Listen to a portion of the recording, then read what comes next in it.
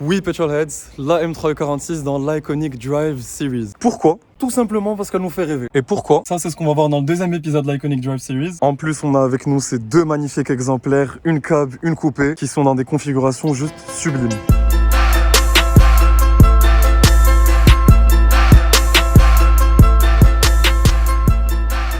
La E46, celle qui nous a tous fait rêver. Troisième génération de M3. Donc pour vous resituer un peu, fin années 80, début années 90, on avait la M3 E30, suivie par la E36. Début années 2000, il y a la E46 qui est arrivée, suivie par la E92 et son V8, puis il y a eu la F80 et la G80. D'ailleurs, si ça vous intéresse de voir des reviews que j'ai fait sur la E30, la E92 et la G80, je vous les laisse là. Il y a les liens qui s'affichent pour aller les voir. Maintenant, pour revenir à celle-ci, gros succès, 86 000 exemplaires vendus. Je me suis replongé dans les années 2000 en relisant plein d'articles. Elle a vraiment été considérée comme une des meilleures sportive de l'histoire, oui, de l'histoire. Et à première vue, pourquoi? Elle reprend ce côté un peu sage, un peu conduisible au quotidien qu'avait la E36, mais aussi ce côté rageur qu'on a beaucoup aimé dans la E30. Et ça, c'est dû à pas mal d'éléments qui ont fait toute sa légende. Et pour moi, le premier élément qui fait rêver avec la E46, qui fait qu'elle est si iconique, c'est son design.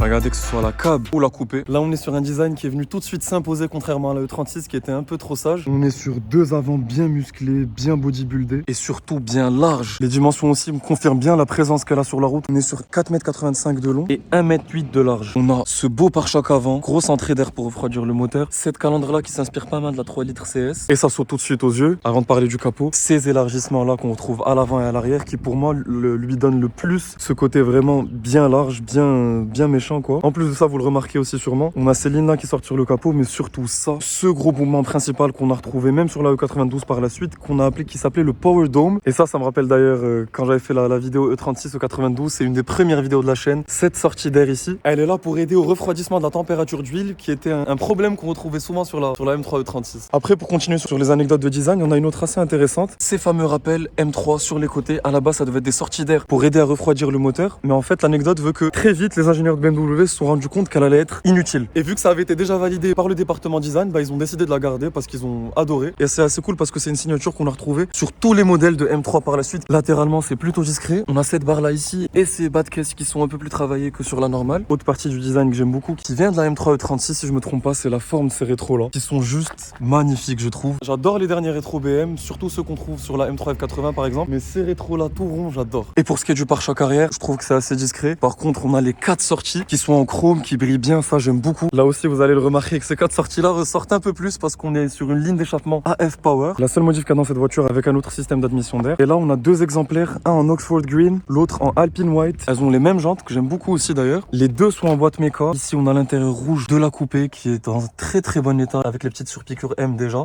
Et ici, on est dans une toute autre ambiance que je vais vous détailler dans pas longtemps, plus luxueuse avec du bois et du cuir English Green. Mais il faut savoir qu'il y avait une autre version de la E46 qui existait, qui était la CSL pour couper sport lightweight. Un chouïa plus puissante, pas mal de carbone, de plastique renforcé et d'alu. Aluminium qu'on retrouve d'ailleurs sur le capot de la Standard. Elle avait une boîte SMG aussi, c'est ce qu'il faut savoir. Il n'y avait pas que la boîte méca 6 rapports qui était disponible. Et elle était plus légère, comme son nom l'indique, 1385 kg, 110 kg de moins que la E46 coupée qui en faisait du coup 1495. Et temps de vous montrer le moteur maintenant. Parce qu'encore une fois, c'est impossible de parler d'une BMW M sans parler de son moteur, le nerf de la guerre, le S54 B32 que je vais vous montrer tout de suite. Il y a ce petit trip qui sort là pour le lever. Et le voilà, le fameux S54 B32 qui est basé en fait sur le S50 B32 qu'il y avait sur une version facelift de la M3 E36, mais il a connu quelques améliorations. Piston forgé, bielle renforcée, et en termes d'ingénierie, on a par exemple un système qui est bien connu de chez BMW aujourd'hui, qui est le double Vanos. C'est le calage d'admission variable qui permet en fait de modifier la position des arbres à cam et donc des soupapes, ce qui permet de bien réguler comme tu veux la quantité air carburant qui est injectée dans le moteur. Et on se refait une image sur ce bloc là qui est juste magnifique je trouve, c'est un beau moteur, c'est trop cool, regardez qu'on voit bien l'alignement des 6 cylindres. Petit truc sympa, regardez, on voit le nom de la couleur ici, Oxford Green métallique. D'ailleurs, il n'y a pas que la voiture qui a gagné des prix, même le moteur a gagné un prix, notamment le prix du meilleur moteur de l'année en 2001. Il y avait aussi pour la première fois sur une M3 des papillons à gestion électronique. Individual throttle bodies, donc pour chaque cylindre, il y avait un papillon qui était géré électroniquement. Ok, d'un point de vue ingénierie, puissance, c'est top. Mais autre chose qui a fait toute sa fame, c'est le son métallique qui fait, je vais vous faire écouter ça tout de suite.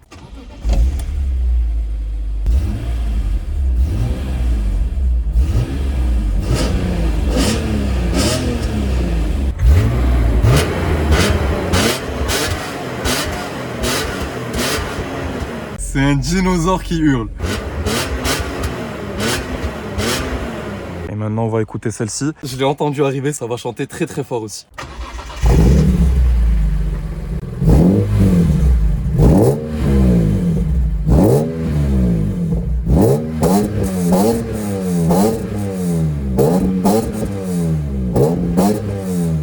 On va passer tout de suite à la conduite parce que je n'ai aucune idée de à quoi je vais m'attendre avec cette voiture-là.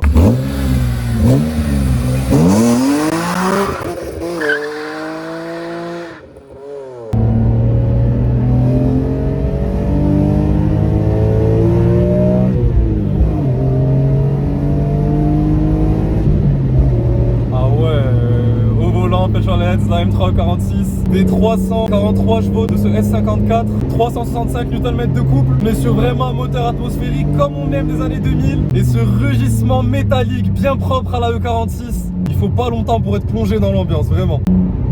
Rétrograde, boîte méca 6 rapports. Premier virage, on va voir justement le comportement de la voiture. Ça freine bien. L'avant répond direct, on sent que l'arrière est là pour jouer. Donc pas trop de coups de gaz en sortie de virage, même si le train arrière, de ce que me dit le propriétaire, est pas vraiment traître. Le fait que la valeur du couple se rapproche tant de la valeur de la puissance de la voiture fait que tu as quand même le maximum de la puissance haut dans les tours. Officiellement, c'est disponible à partir de 4900 tours. Le voyant qui s'allume. Même si je vous dis que le double Vanos c'était à peu près grosso modo l'équivalent de VTEC chez Honda, c'est très différent. On ressent le couple bien plus tôt, il n'y a pas besoin de monter jusqu'à 5000 pour après avoir la poussée de l'atmos, ça répond instantanément. On freine bien avant de tourner. Assez joueur, la direction, est-ce qu'elle est pour une voiture de 2004? Et le champ, il chante jusqu'à 7900 tours, pratiquement 8000, t'as tout le temps de profiter de cette symphonie du 6 cylindres en ligne atmosphérique chez BM.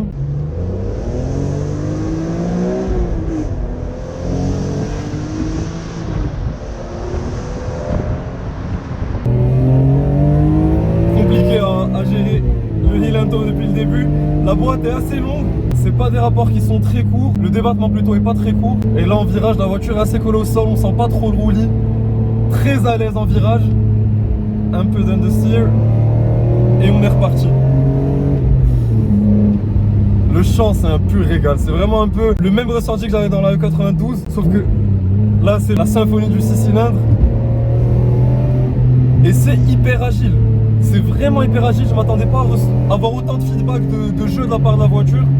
J'imagine que quand tu prends le temps d'encore plus la connaître et de la voir pendant pas mal de temps, tu deviens un vrai drift master parce que le train arrière on le ressent énormément.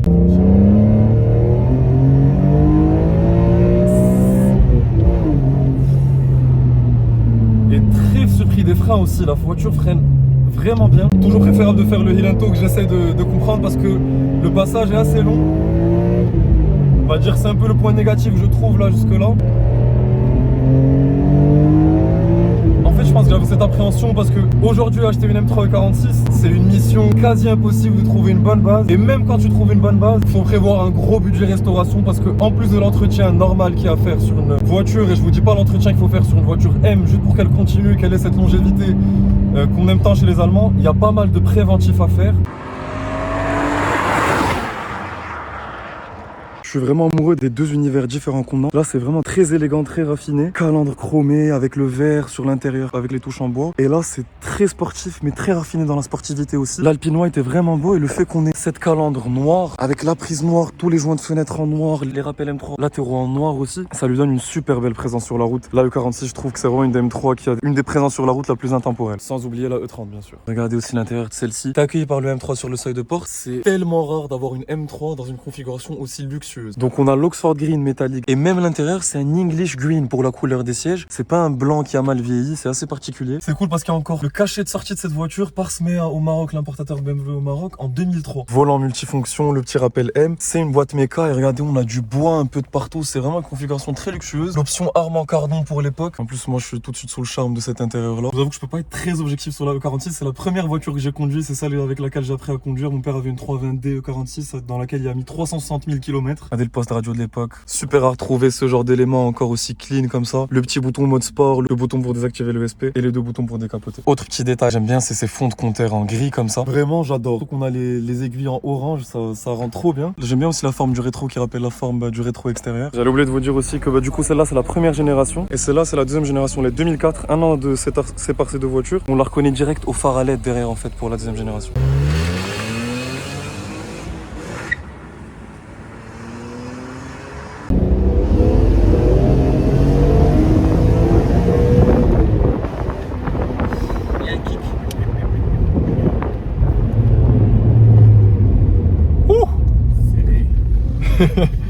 On se retrouve cheveux au vent comme vous avez vu Petrolheads dans la version cabriolet. Et je me suis rendu compte qu'on n'avait même pas mis le mode sport dans la coupée. Oh là là. Et même avec une ligne d'origine qu'il y a dans cette voiture, le son c'est du pur bonheur. Je sais que je me retrouve à beaucoup parler du son, mais c'est un facteur plaisir incroyable dans cette voiture. Et par contre vraiment direct, même ressenti que dans la coupée, même si là on est dans la cabriolet, on n'est pas sur une voiture lourde qui est faite pour aller tout droit. Petit concurrent qui passe. D'être dans celle-ci maintenant et d'avoir un tout petit peu plus de recul permet de vous dire quand même que le freinage, faut bien le doser. Dans les modifications à prévoir sur cette voiture un jour, si vous en prenez une, faudra pas lésiner sur le freinage parce que elle a beau avoir 20 ans, ça monte très très vite en vitesse. On a énormément cette impression de vitesse aussi. C'est très différent des voitures modernes où tu peux être à 200 sans le sentir. Là, tu sens tout. Beaucoup de feedback de la part de la voiture. Écoutez encore 7000, 7009. La direction aussi te suit direct, mais le freinage, faut vraiment y aller avant pour éviter d'avoir des surprises. D'ailleurs, en parlant de projet, je vous disais, aujourd'hui, avoir une E46, c'est un véritable chantier.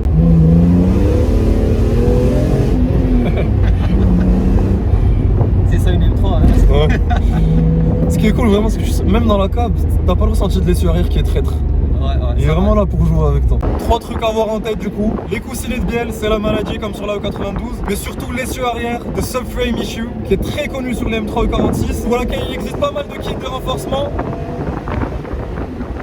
Et le système Vanos qu'il faut entretenir, vu qu'on a aussi un double Vanos dans la voiture. Jusque là, j'ai envie de vous dire, est-ce que le petit Ismaël qui joue à Need for Speed sur PS2 et qui voyait la 320D de son père et qui se disait un jour j'aurai une M3 E46 en Phoenix Yellow a été déçu? La réponse est bien évidemment non. Mais il y a pas mal de perspectives qui ont changé dans ma tête par rapport à cette voiture-là. Déjà la boîte, le débattement est assez long et ça glorifie pas du tout cette boîte méca par rapport à la SMG qui était aussi disponible. Surtout avec le marché d'aujourd'hui. Si j'étais amené à en trouver une en SMG, je me dirais pourquoi pas. Surtout que j'avais essayé la SMG sur la M6 V10. Je sais que c'est des versions différentes, mais c'est assez particulier et je trouve que honnêtement avec le temps ça devient de plus en plus charmant et c'est assez authentique aussi. Et un autre truc que je me dis sur cette voiture, c'est que je me verrais pas avoir cette voiture en tant que seule sportive unique. Elle aurait plus une place dans un garage de project car à très long terme parce que ça demande beaucoup d'énergie, beaucoup de chance aussi et beaucoup de moyens pour se lancer dans ce type de projet. Et ce serait vraiment un bébé que tu ferais en sorte de garder à vie et que tu sortirais que pour vraiment des tunings de qualité pour profiter du straight six sur l'an. Mais pour conclure sur la E46, alors oui, c'est une voiture incroyable en termes de performance avec un design intemporel. Ses petits défauts comme la boîte par exemple et l'entretien qu'il faut prévoir. Une véritable identité en termes de moteur, en termes de son, en termes de comportement. Une vraie voiture de passionné, une vraie voiture de conducteur. C'est tous ces ingrédients-là qui font qu'on est, en tant que Petrolheads, déjà super nostalgique de ce modèle-là. Beaucoup de personnes la jugent comme étant la meilleure M3 pour ces ingrédients-là. Peut-être pas parce que c'est la meilleure sur tous les points, mais il y a ce côté attachant qui est difficile à trouver dans une voiture. Une M3 E46, c'est vraiment une voiture qui met le sourire à n'importe quel passionné. On est sur cette frontière du début de l'électronique et de ce côté rageur, de ce côté non assisté de la fin des années 90. Ce sweet spot, comme j'aime bien le dire, qui fait tout son succès et qui fait qu'elle a sa place dans cette Iconic Drive Series. Donc je tiens vraiment à remercier les deux propriétaires qui ont partagé avec nous leur bébé, leur petit bijou. Je vous remercie vous aussi Petrolheads d'avoir regardé cette vidéo. Dites-moi ce que vous en avez pensé. Quel M3 est votre préféré? Qu'est-ce que vous avez pensé des deux configurations de ces voitures là? Laissez un like et un commentaire pour aider au développement de la chaîne et je vous retrouve sur une prochaine aventure.